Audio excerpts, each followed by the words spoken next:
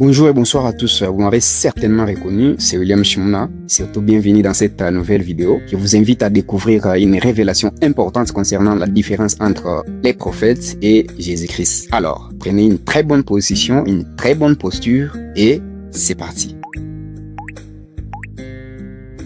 Depuis bien des siècles, les prophètes qui parlaient au nom du Seigneur avaient pour habitude d'utiliser une expression « ainsi dit le Seigneur » ou « ainsi parle l'Éternel ». Tous disaient pareil « ainsi dit le Seigneur ». C'était pour confirmer que leurs paroles venaient directement de Dieu et non pas d'eux-mêmes. Voyez-vous? Parmi eux, le prophète Isaïe qui a annoncé la venue miraculeuse du Messie, le prophète Jérémie qui a parlé de la nouvelle alliance gravée dans le cœur. Il y a également le prophète Ézéchiel qui lui a annoncé le jugement et la restauration. Il y a le prophète Daniel qui a partagé des visions, bien évidemment, des visions prophétiques sur le royaume à venir et bien d'autres encore. Jusqu'au dernier prophète d'ailleurs, tous disaient la même expression. Il disait toujours « Ainsi dit le Seigneur, ainsi parle l'Éternel ».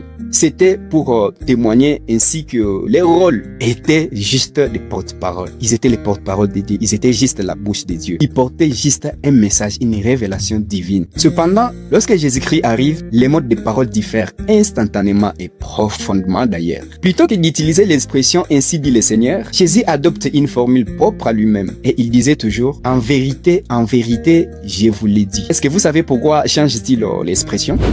Je vous réponds. C'est justement parce qu'en étant à lui-même le Seigneur, il ne pouvait pas employer la formule traditionnelle des prophètes. Vous voyez? Eh bien, les choix linguistiques soulignent donc la nature divine de Jésus-Christ et surtout sa position unique dans la révélation de Dieu. Vous voyez? Alors, la différence entre le langage des prophètes et celui de Jésus-Christ met donc en lumière son rôle exceptionnel dans les plans divins. Dieu ne parle pas le langage des hommes, bien sûr, donc Dieu a son propre langage. C'est que les hommes voient impossible. Chez Dieu, c'est possible. Vous voyez? Alors, dis-moi dans les commentaires et surtout, sois sincère. Est-ce que toi, tu savais tout ça avant de suivre cette vidéo? Est-ce que tu savais tout ça? Merci pour votre attention et n'oubliez pas de me laisser un commentaire, un like, un cœur, un partage pour référencer cette vidéo. Et on se retrouve à très vite pour une prochaine vidéo. Merci, c'était William Shimona.